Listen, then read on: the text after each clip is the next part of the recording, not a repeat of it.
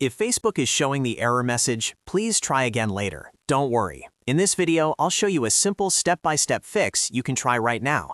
This kind of error is usually caused by a temporary browser issue, a weak internet connection, or cache data that needs to be cleared. So before you assume something is broken on Facebook's side, let's walk through the easiest solution first.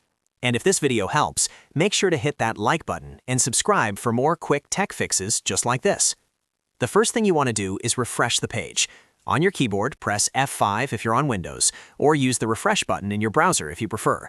Sometimes the error appears because the page didn't load properly the first time, and a simple refresh is enough to fix it. After refreshing, give Facebook a moment to reload and see if the message disappears. If the error is still there, the next thing to check is your internet connection.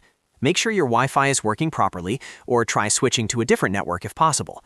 A slow or unstable connection can trigger Facebook errors like this because the site may not fully communicate with the server.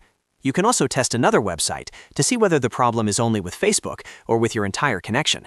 If refreshing the page and checking your internet do not solve it, the next step is to clear your browser cache. Over time, your browser stores temporary files to help websites load faster, but sometimes those saved files become outdated or corrupted. That can cause Facebook to behave incorrectly and show messages like "please try again later." To clear the cache, open your browser settings, find the Privacy or History section, and clear cache data. After that, close and reopen your browser, then go back to Facebook and test it again. In many cases, one of these 3 steps is enough to fix the issue.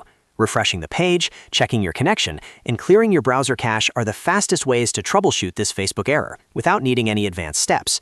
If the problem keeps happening after that, it may be a temporary issue on Facebook's servers, so waiting a little while and trying again later can also help. So to recap, press F5 to refresh, make sure your internet connection is stable, and clear your browser cache if needed.